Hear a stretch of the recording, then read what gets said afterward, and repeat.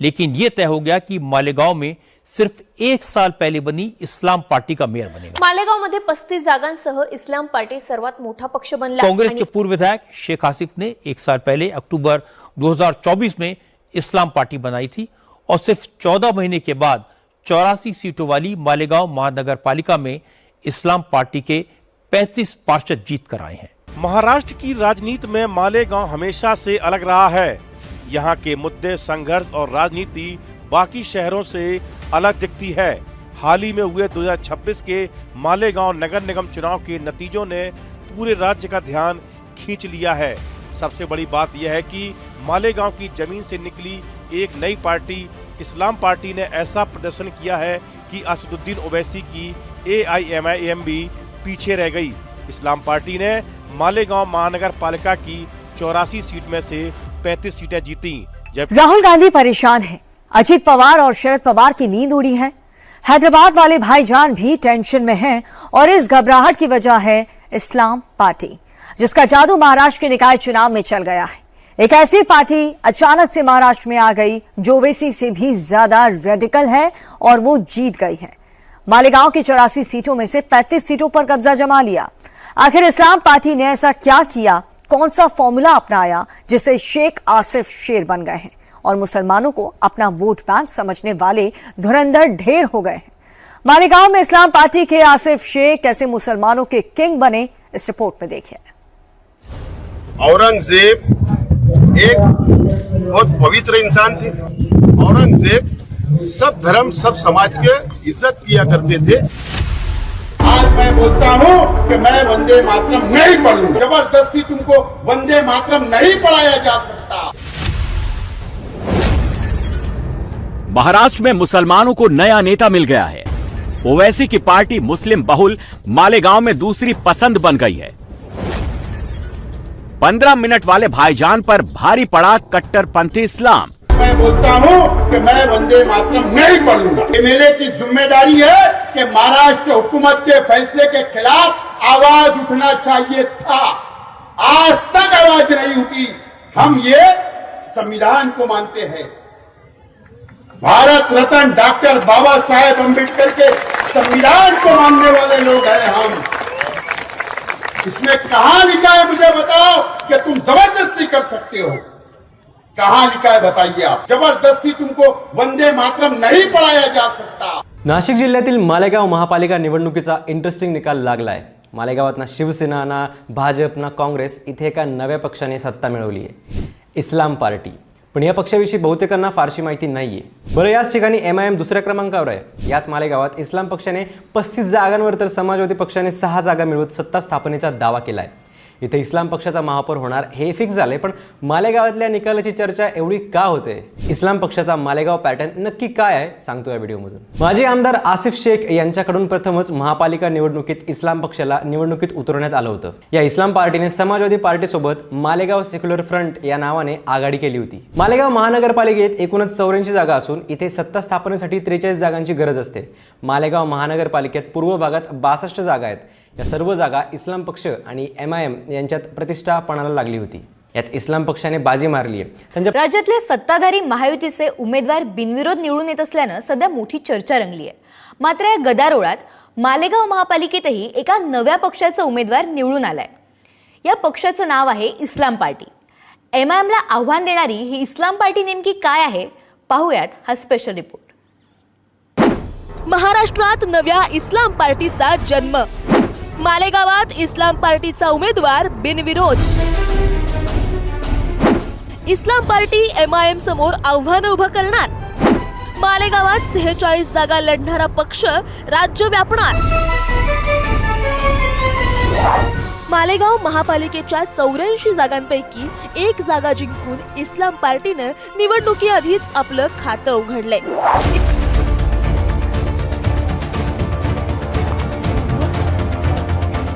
महाराष्ट्र में हाल ही में हुए नगरीय निकाय चुनाव से पहली बार भारतीय राजनीति में हो रहे जबरदस्त बदलाव का ट्रेलर दिखा है।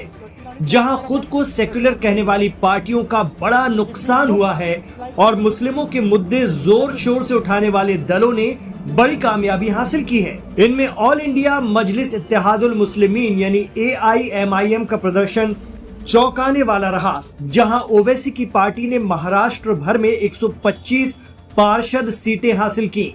लेकिन एक और सियासी दल है जिसका नाम इस्लाम पार्टी है और उसने अपने प्रदर्शन से सभी को चौंका दिया है। जी हां, इस्लाम पार्टी जिसने मालेगांव नगरीय निकाय में 84 में से 35 सीटें जीत ली, जबकि यहां से AIMIM को 21 सीटें मिली।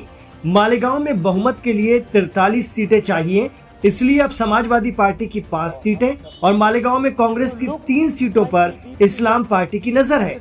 अगर ये साथ आ गए तो इस्लाम पार्टी का पहला मेयर बनना तय है। मालेगाव महापालिका निवडणुकीमध्ये इस्लाम पार्टीने घवघवीत यश मिळवत प्रस्थापित पक्षांना जोरदार धक्का दिलाय।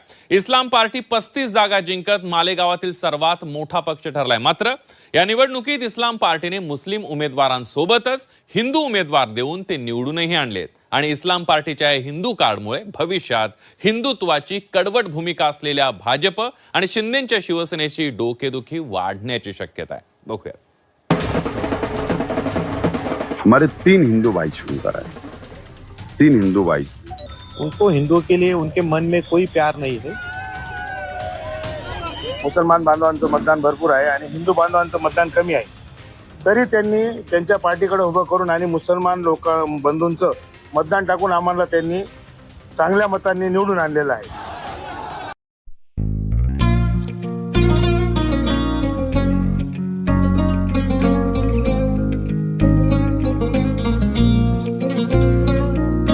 जंजल की उम्मीद है ये, एक नया खुर्शीद है ये, अंधियारे छट जाएंगे सब, हाँ इसकी तमहीद है ये।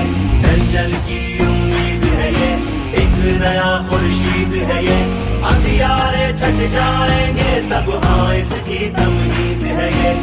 अब ये घर घर मुफलिसी बेरोजगारी कब तलक हमसे ली जाएगी, आखिर रंगदारी कब तलक आजमाई जाएगी हिम्मत हमारी कब तलक, देखते जाए हम अपने जख्मकारी कब तलक, ऐ मुसलमानों तुम्हारी बेवकारी कब तलक, नौजवानों अब तुम्हें बेदार होना चाहिए, पार्टी इस्लाम अब की बार होना चाहिए, और आसिफ शेख सा सालार होना चाहिए, पार्टी इस्लाम। जंजल की उम्मीद है ये, एक नया खुर्शीद है ये, अंधियारे छट जाएंगे सब, हाँ इसकी तमहीद है ये।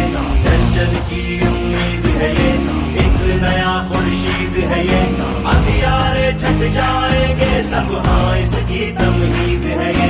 बेबसी बेरोजगारी खत्म करना है, उठो ये सियासी रंगदारी खत्म करना है, उठो मुश्किलें सारों की सारी खत्म करना है, उठो छोड़कर फरियाद अब ललकार होना चाहिए।